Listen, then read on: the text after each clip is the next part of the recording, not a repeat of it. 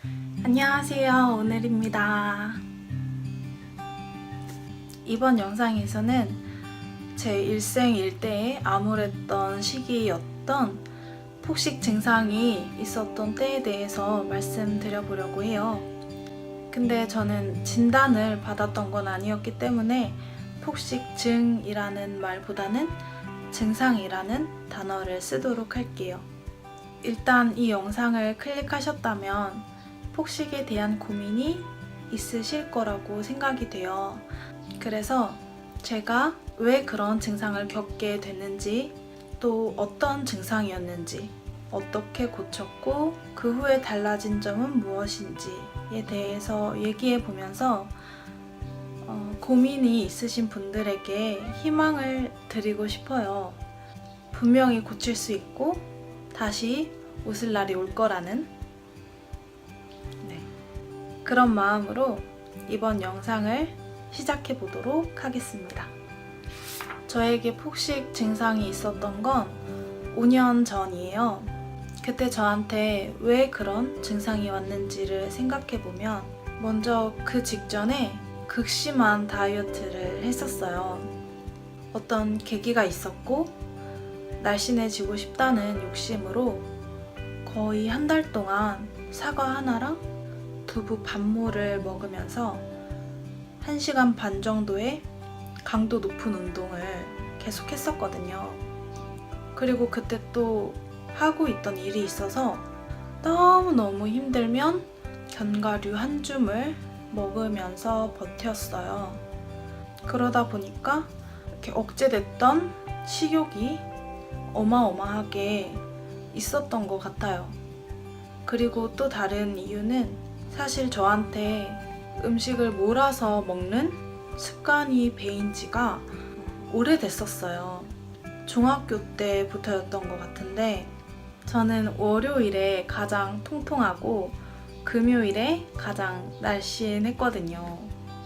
뭐냐면 남들이 볼 때 사람들을 만나야 할 때는 잘 안 먹었어요. 저는 급식도 안 먹은 날이 훨씬 많았거든요. 그렇게 평일에는 엄청 절식을 하다가 주말에 사람을 안 만나도 될 때 사람이 없는 집에서 미친 듯이 음식을 몰아서 먹는 습관이 있었어요. 그러다 보니까 사람이 없는 장소, 즉 집에서 혼자 편하게 있는 게 저한테 안도감을 주는 일이 됐고요. 사람을 만난다는 건 저한테 항상 스트레스가 되는 부분이었어요.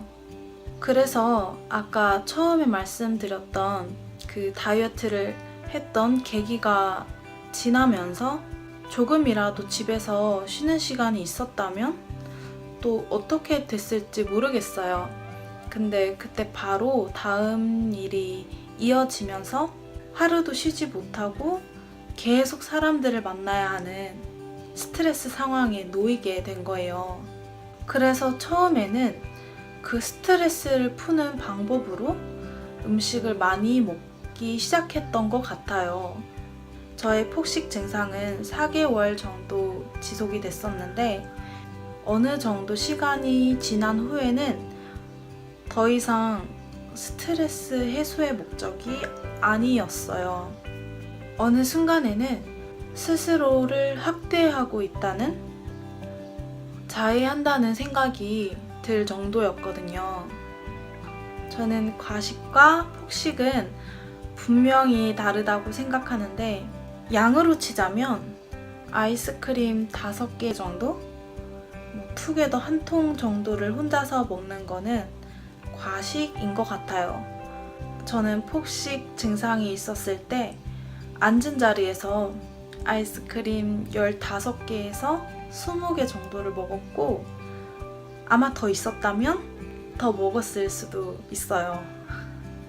제가 이때 기록을 안 해놔서 이제는 어렴풋한데 그때는 먹을 때 아무 생각이 없었던 것 같아요. 배고파서 먹거나 맛있어서 먹는다는 개념은 훨씬 지났고 그냥 넣는 거예요. 계속 배가 불러서 더 이상 못 넣을 때까지. 저는 토하려고도 많이 시도를 했었는데 잘 안 되더라고요. 그때는 그게 좀 싫었는데 지나고 보니까 더 심각한 증상으로 가지 않을 수 있어서 다행이었던 것 같아요.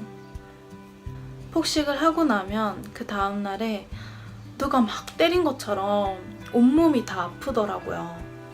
부어서 그랬던 것 같은데 근데 사실 몸도 몸이지만 마음 상태가 정말 최악이었던 것 같아요.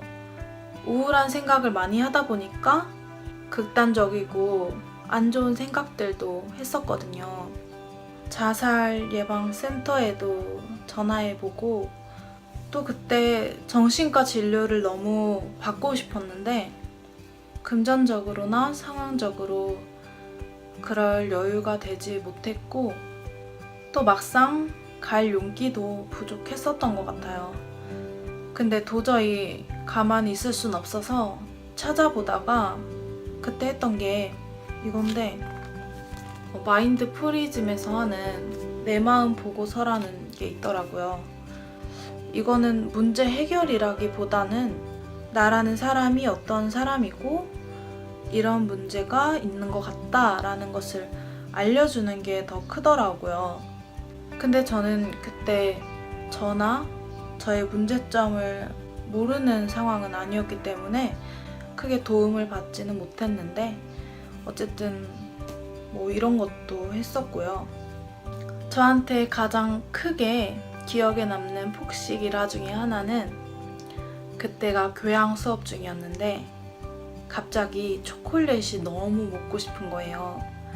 근데 보통 뭐가 먹고 싶으면 그게 먹고 싶은데 조금 있다가 사 먹어야겠다 그러고 말잖아요. 근데 그때 막 다리가 떨리는 거예요. 마음이 너무 불안하고 지금 안 먹으면 안 되겠고 진짜 못 버티겠더라고요. 그래서 바로 나가서 초콜릿을 한 주먹을 샀는데 제가 또 남들 앞에서는 잘 못 먹다 보니까 학교에 혼자 있을 만한 공간이 화장실밖에 없는 거예요. 그래서 화장실에 들어가서 그 안에서 혼자 그걸 까먹었는데 그걸 먹으면서도 진짜 이렇게까지 해야 되나 진짜 이상하다 그런 생각을 했었거든요. 근데 어떻게 고치게 됐냐면 사실 저한테는 휴식이 정말 필요했었던 것 같아요. 그리고 저한테 휴식은 사람들의 시선에서 벗어나는 거였거든요. 그때 저는 휴일할 거 없이 계속 사람들을 만나야 했던 상황이었기 때문에 좀처럼 나아지지가 않았던 것 같아요. 근데 다행히 학생이었기 때문에 방학이 있었고 그래서 방학 때 집에 내려와서 정말 아무도 안 만나면서 혼자만의 시간을 가졌어요.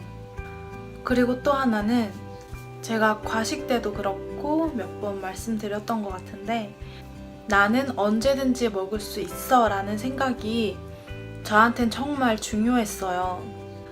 왜냐면 그렇게 폭식을 하면서도 다음날 또 사람들을 만나야 되기 때문에 오늘까지만 이렇게 먹어야지.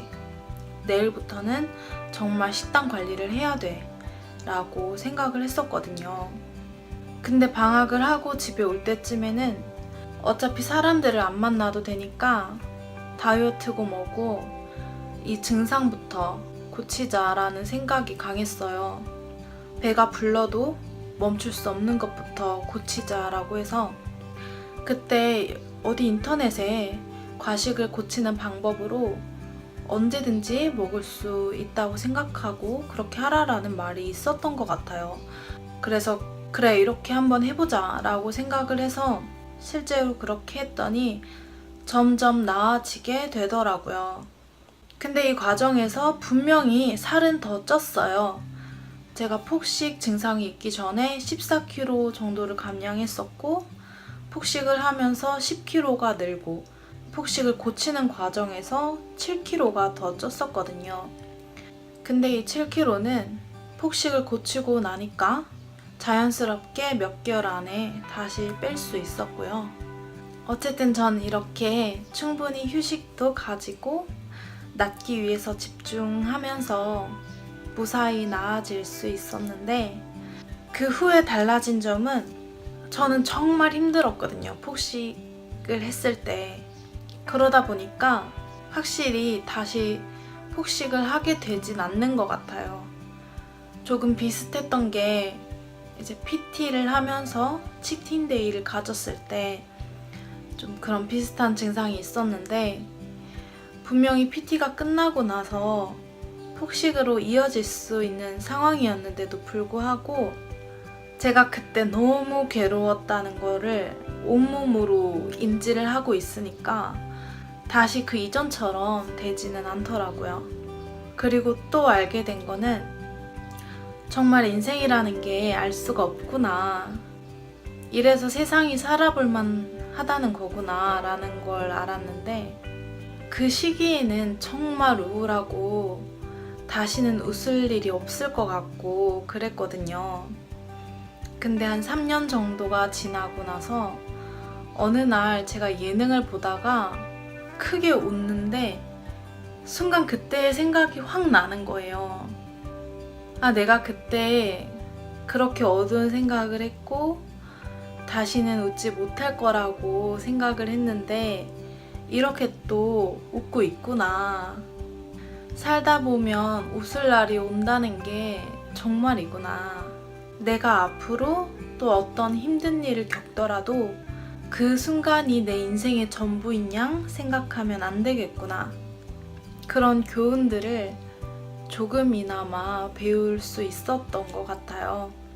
그래서 지금 저랑 비슷한 증상이나 혹은 더 심각한 증상을 가지고 계시는 분들도 있을 수 있는데, 나한테 왜 이런 증상이 생겼는지에 대해서 잘 탐구해 보시고 할 수 있다면 최대한 그 원인을 채워줄 수 있게 노력하시다 보면 분명히 나아지는 날이 올 거라고 생각해요.